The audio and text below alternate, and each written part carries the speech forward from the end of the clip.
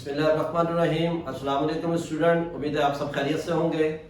Chapter number 8 theory के लिहाज से, टॉपिक के लिहाज से तो कंप्लीट हो गया है।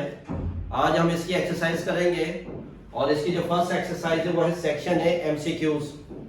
तो आज एमसीक्यूज को सॉल्व करेंगे और चैप्टर 8 के टोटल 10 एमसीक्यूज हैं। तो अब इसको स्टेप 1 बाय 1 इसको हम सॉल्व करते डिस्कस भी कर लेते हैं। If force of 6 newton displace an object 2 meter, अगर फोर्स 6 न्यूटन ऑब्जेक्ट को डिस्प्लेस करवाती है 2 मीटर और ये ऑब्जेक्ट डिस्प्लेस हो रहा है फोर्स की डायरेक्शन में, तो फिर आगे कह रहा है then work done will be, तो इसका वर्क, इसके ऊपर कितना वर्क होगा, तो इसका वर्क डन क्या होगा वो हमें मालूम करना है। तो ये है हमारे पास न्यूमेरिकल बेस है ना, इसको मैं यहां करवा रहा हूं। ये हमारे पास एमसीक्यू नंबर 1, इसका जो डेटा हमारे पास है, डेटा हमारे पास आ जाएगा। फोर्स गिवन है हमारे पास स्टूडेंट 6 न्यूटन और हमारे पास ऑब्जेक्ट डिस्प्लेस हुआ है 2 मीटर और हमें वर्क फाइंड करना है। ये तो आगे इसका डेटा। फिर सॉल्यूशन, वर्क का जो फॉर्मूला है W is equal to F dot D. Work हमें फाइंड करना है। F हमारे पास है 6 न्यूटन मल्टीप्लाई बाय डी हमारे पास है 2, तो वर्क इक्वल टू 12 और वर्क का यूनिट क्या आ जाएगा स्टूडेंट, हमारे पास जूल आ जाएगा। तो ये फर्स्ट एमसीक्यू जो है इसका जो आंसर है वो हमारे पास आ जाएगा ये 12 जूल, यानी कि बी पार्ट इसका आंसर आ जाएगा फर्स्ट का। फिर सेकंड में कह रहा है if a body of mass 1 kg, एक बॉडी जिसका मास 1 kg है और वो ऑब्जेक्ट या बॉडी मूव कर रही है किस वेलोसिटी से, 1 मीटर पर सेकंड की वेलोसिटी से मूव कर रही है, तो उस बॉडी की काइनेटिक एनर्जी को हमने फाइंड करना है कि उस बॉडी की काइनेटिक एनर्जी क्या होगी। तो ये हमारे पास है एमसीक्यू नंबर 2। हमारे पास इसका जो डेटा है, डेटा में हमारे पास ऑब्जेक्ट का मास गिवन है 1 किलोग्राम, ऑब्जेक्ट की वेलोसिटी गिवन है 1 मीटर पर सेकेंड। अब हमें क्या मालूम करना है, उस ऑब्जेक्ट की काइनेटिक एनर्जी को फाइंड करना है। ये तो स्टूडेंट आ गया इसका डेटा। सॉल्यूशन, अब काइनेटिक एनर्जी का जो फार्मूला है 1/2 mv square, kinetic energy equal to, तो काइनेटिक एनर्जी इक्वल टू ये 1/2 फार्मूले का सेम रहेगा। मास की वैल्यू हमारे पास गिवन है 1 और वेलोसिटी हमारे पास गिवन है 1 स्क्वायर, तो काइनेटिक एनर्जी इक्वल टू ये 1 पर जितनी भी पावर होगी वो 1 ही रहेगा, तो ऊपर 3 टाइम 1 है, 1 2 3, तो तीनों को मल्टीप्लाई करेंगे 1 आ जाएगा और डिवाइड बाय 2, तो 1/2 जो कैलकुलेटर से करेंगे तो हमारे पास क्या आ जाएगा 0.5 जूल।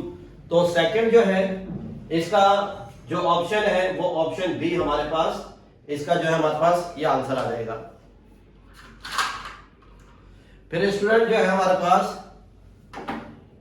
थर्ड एमसीक्यूज है if a machine perform 20 joule of work, एक मशीन जो है उसने वर्क किया है कितना, 20 जूल वर्क किया है और कितनी देर में किया है, 10 सेकंड में किया है। देन इट्स पावर इज, तो हमें क्या मालूम करनी है, इसकी पावर फाइंड करनी है। ये न्यूमेरिकल नंबर 3 है और इसका जो डेटा स्टूडेंट हमारे पास आएगा, हमारे पास वर्क गिवन है, वर्क हमारे पास थर्ड का है 20 जूल और हमारे पास टाइम आ रहा है 10 सेकेंड और फाइंड करनी है हमें पावर। तो सॉल्यूशन स्टूडेंट ये तो आ गया जो है एमसीक्यू नंबर 3 उसका डेटा जो अभी रीड किया आपके सामने।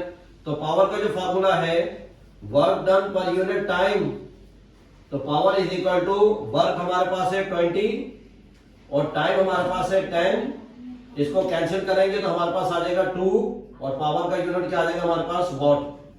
तो एमसीक्यू नंबर 3 जो है इसका जो आंसर है हमारे पास वो कितना आ रहा है 2, तो इसका ये आ गया हमारे पास 2 वॉट, यानी कि जो एमसीक्यू 3 है इसका आंसर हमारे पास क्या आ जाएगा सी, ऑप्शन सी 2 वॉट आ जाएगा।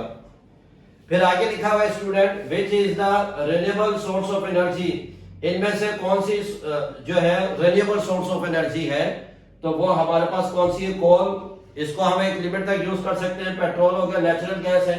तो इसका मतलब क्या है कि एमसीक्यू नंबर 4 इसका जो ऑप्शन ए है ये इसका हमारे पास क्या है, ये रिन्यूएबल सोर्स ऑफ एनर्जी है।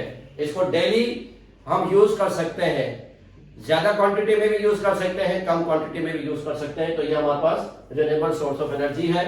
अब स्टूडेंट हमारे पास है नंबर 5 है, a body of mass 1 kg, एक बॉडी जिसका मास 1 kg है, is lifted through a height of 1 meter, और उसको लिफ्ट किया गया कितनी हाइट तक, 1 मीटर की हाइट तक। तो ये एच की वैल्यू हो गई और ये मास की वैल्यू हो गई। The energy possesses in the body will be, तो इस बॉडी में कितनी एनर्जी होगी। तो इसका जो एमसीक्यू 5 है, ये 5 एमसीक्यूज, तो हमारे पास जो डेटा आ जाएगा, मास हमारे पास गिवन है स्टूडेंट, मास हमारे पास गिवन है 1 किलोग्राम, और ऑब्जेक्ट को 1 मीटर की हाइट तक लेकर गए, और फिर हमें क्या मालूम करना है, इसकी पोटेंशियल एनर्जी, और ग्रेविटी हमारे पास कितनी आ जाएगी student, 10 meter per second square. ये तो आगे इसका डेटा सॉल्यूशन। इसका जो पोटेंशियल एनर्जी का फार्मूला है PE is equal to mgh, तो potential energy equal to m की वैल्यू स्टूडेंट 1 है, g की वैल्यू 10 है, और h की वैल्यू भी 1 है। तो पोटेंशियल एनर्जी हमारे पास आ रही है 10 जूल। तो इसका मतलब जो 5th है एमसीक्यूज, इसका ऑप्शन भी हमारे पास आ रहा है। फिर नंबर 6 है, the energy release from, the energy release during fission और fusion reaction is called. Fission और फ्यूजन प्रोसेस के जरिए से जो एनर्जी जो रिलीज होती है वो हमारे पास कौन सी, solar energy, geothermal energy, tidal energy, तो हमारे पास कौन सी है, वो न्यूक्लियर एनर्जी है। इसका मतलब 6 का डी पार्ट आ जाएगा। अब स्टूडेंट है हमारे पास number 7, the ratio of output to input is called dash. ये हमने एफिशिएंसी से रिलेटेड है। तो अब एनर्जी है, वर्क है, पावर है, एफिशिएंसी, तो इसका मतलब क्या आ जाएगा, 7 का ये डी ऑप्शन आ जाएगा। फिर नंबर 8 है, work done per unit time is called. Unit time में जितना भी वर्क होता है उसको हम क्या कहते हैं, एफिशिएंसी कहते हैं, एनर्जी कहते हैं, पावर कहते हैं, फोर्स कहते हैं। तो हम क्या कहेंगे उसको, पावर, यानी कि 8 का ऑप्शन ये सी हमारे पास आ जाएगा। और फिर नंबर 9 है, coal, gas and oil are all examples of. ये जो कोल, गैस एंड ऑयल है, ये सारी के सारे एग्जाम्पल है कौन सी एनर्जी की, टाइडल एनर्जी की, न्यूक्लियर एनर्जी की, फॉसिल फ्यूल एनर्जी की, या बायो मास एनर्जी की। तो ये 9 का हमारे पास क्या है, सी ऑप्शन आ जाएगा। तो इसका है फॉसिल फ्यूल एनर्जी है हमारे पास। ये टॉपिक डिस्कस कर लिया था, इस टॉपिक को देखेंगे आप रिन्यूएबल और नॉन रिन्यूएबल, तो उससे ही आपको चीज और क्लियर हो जाएगी। इसका लास्ट एमसीक्यूज है, dash is not renewable source of energy. Solar energy, coal है, विंड है, जियोथर्मल है, इन चारों में से कौन सी रिन्यूएबल एनर्जी नहीं है, तो वो हमारे पास कौन सी है, कोल। तो कोल हमारे पास ये रिन्यूएबल एनर्जी नहीं है। ये स्टूडेंट मैंने एमसीक्यूज का सॉल्यूशन जो अभी मैंने आपके सामने किया था, ये फर्स्ट एमसीक्यूज का सॉल्यूशन है, ये सेकंड एमसीक्यूज का सॉल्यूशन है, ये थर्ड एमसीक्यूज का सॉल्यूशन है, और ये हमारे पास 5th एमसीक्यूज का सॉल्यूशन है, ताकि हमारे पास एग्जैक्ट आंसर आ जाए। तो उम्मीद है स्टूडेंट ये आपका एमसीक्यू समझ में आया होगा। अस्सलाम वालेकुम।